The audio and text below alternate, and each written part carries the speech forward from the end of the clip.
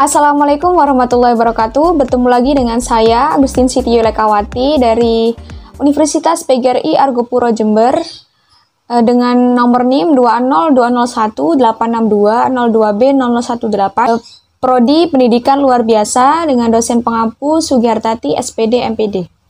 Nah, di video ini saya akan melanjutkan materi dari identifikasi dan asesmen ABK pada video sebelumnya. Nah, saya akan membahas tentang beberapa submateri, yakni ada asesmen membaca, kemudian asesmen menulis, lalu konsep dasar identifikasi dini secara umum, dan yang terakhir identifikasi dini anak berkebutuhan khusus atau ABK. Nah, yang pertama yakni asesmen membaca. Jadi, membaca merupakan aktivitas auditif dan visual untuk memperoleh makna dari simbol berupa huruf atau kata. Jadi, menurut Sunardi dan Mukolisoh mengemukakan bahwa aktivitas ini meliputi dua proses, yaitu proses decoding atau juga dikenal dengan istilah membaca teknis atau permulaan, dan proses pemahaman. Nah, ABK yang mengalami kesulitan membaca harus ditangani sedini mungkin sehingga masalahnya tidak semakin membesar. Jadi langkah penanganan anak-anak ini meliputi lewat tahap asesmen dan tahap intervensi pembelajaran. Yang dimaksud asesmen keterampilan membaca adalah suatu proses memperoleh data tentang keterampilan seorang siswa dalam melakukan aktivitas membaca, baik dalam hal ketepatan membaca maupun dalam memahami isi teks yang dibacanya. Jadi tujuan utama dari asesmen keterampilan membaca adalah untuk mengetahui kondisi keterampilan membaca siswa saat ini, nah khususnya dalam aspek ketepatan membaca dan pemahaman terhadap isi teks yang dibacanya sebagai bahan untuk menyusun suatu program pembelajaran yang sesuai dengan kebutuhan siswa. Nah, seperti yang saya jelaskan tadi, materi membaca meliputi keterampilan membaca teknis dan juga membaca pemahaman. Jadi, membaca teknis adalah proses mengubah tulisan berupa huruf atau kata menjadi sistem bunyi. Kemudian, proses ini juga sering disebut dengan pengenalan kata. Nah, ada beberapa keterampilan dalam membaca teknis seperti keterampilan konfigurasi, kemudian analisis konteks, penguasaan kosakata pandang, dan analisis struktural. Jadi secara operasional, proses membaca teknis menuntut kemampuan yang pertama yakni mengenal huruf kecil dan besar pada alfabet.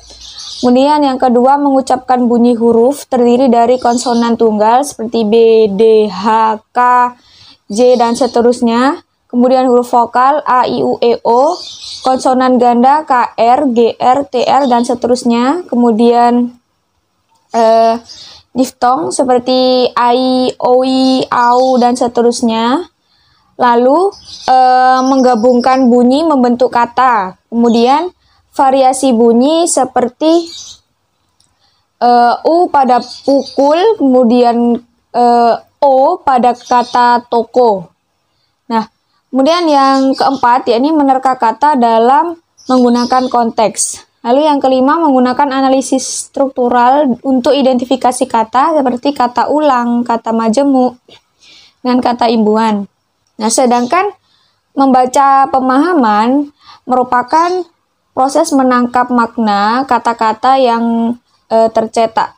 Nah, adapun komponen-komponen membaca pemahaman meliputi pengembangan kosakata, pemahaman literal, kemudian pemahaman inferensial, kemudian membaca kritis, dan apresiasi.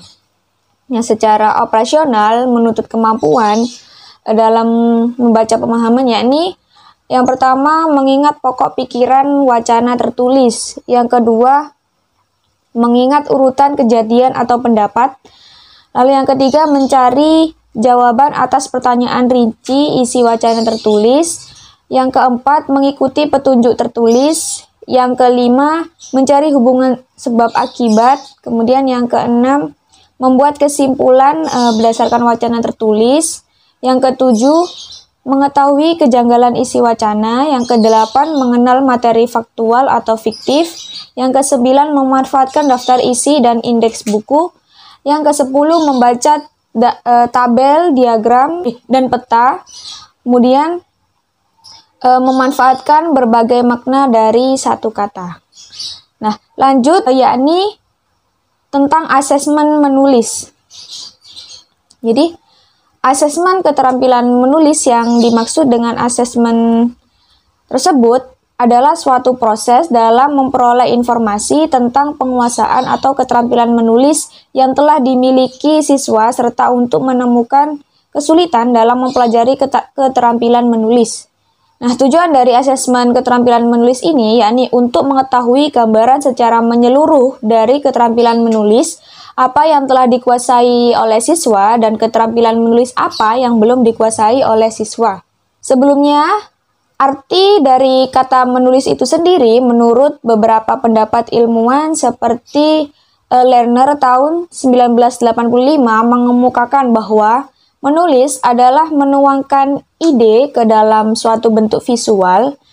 Kemudian sedangkan menurut Hargrove atau Poti tahun 1984 mengemukakan bahwa menulis merupakan penggambaran visual tentang pikiran, perasaan, dan ide dan dengan menggunakan simbol-simbol sistem bahasa penulisannya untuk keperluan komunikasi atau mencatat.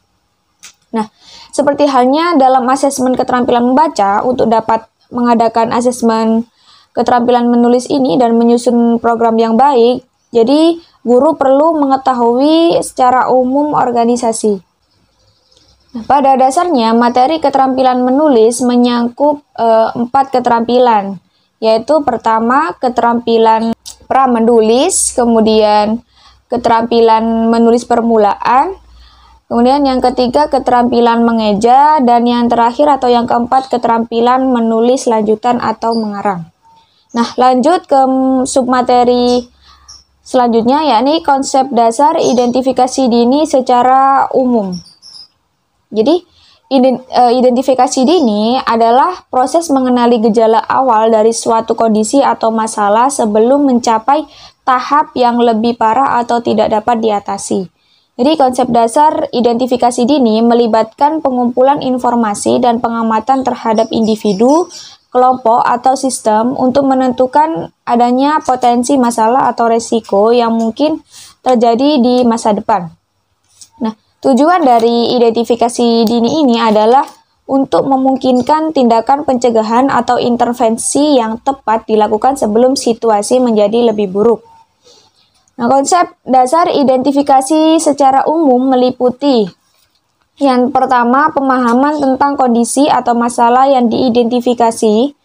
Nah, jadi penting harus memiliki informasi yang memadai tentang kondisi pada seseorang yang akan diidentifikasi, termasuk dalam hal pemahaman tentang gejala yang berkaitan serta tentang resiko dan komplikasi yang kemungkinan terjadi jika tidak diatasi.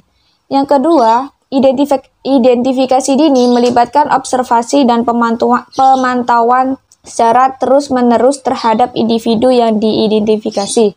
Nah, hal ini dapat dilakukan melalui penggunaan alat ukur atau indikator kinerja, kemudian pengumpulan data dan informasi terkait.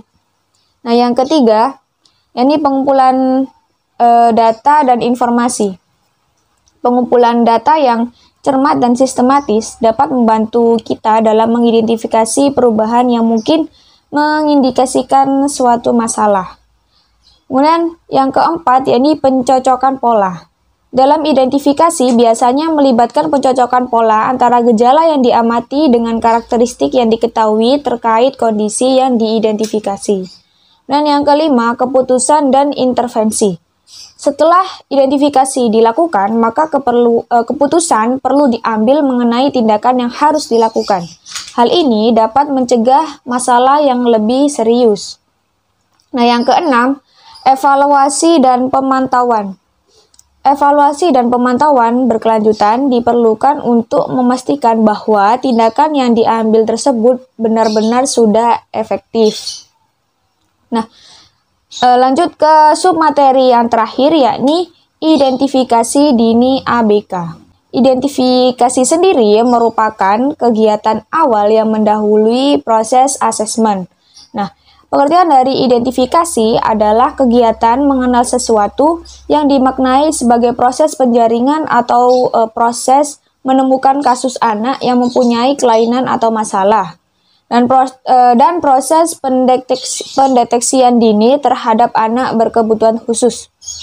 Jadi tujuan identifikasi adalah untuk mengumpulkan informasi apakah seorang anak mengalami kelainan atau penyimpangan seperti penyimpangan fisik, intelektual, sosial, emosional, dan sensorinya dalam pertumbuhan atau perkembangannya dibandingkan dengan anak-anak lain seusianya.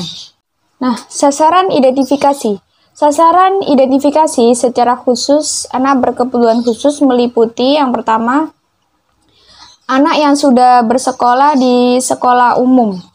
Jadi caranya yakni guru kelas atau guru mapel menggunakan panduan identifikasi sederhana, kemudian melakukan identifikasi kepada seluruh peserta didik yang ada di kelas tersebut untuk menemukan anak-anak yang memerlukan pelayanan khusus. Jadi, anak yang ditemukan yang memiliki hambatan dalam belajar melalui proses identifikasi perlu ditindaklanjuti dengan pelaksanaan asesmen. Dan yang kedua, anak yang baru masuk di sekolah umum. Caranya sama seperti yang tadi ya, yakni melakukan identifikasi kepada seluruh peserta didik dan melakukan tindak lanjut. Dan yang ketiga, anak yang belum atau tidak bersekolah.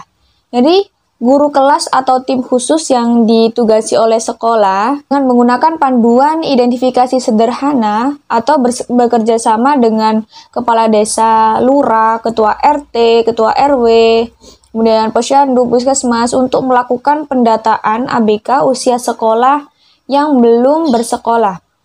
Jadi setelah mendapatkan pendataan tersebut, selanjutnya melaporkan ke Dinas Pendidikan setempat untuk dilakukan langkah-langkah persiapan menjelang anak tersebut memasuki sekolah.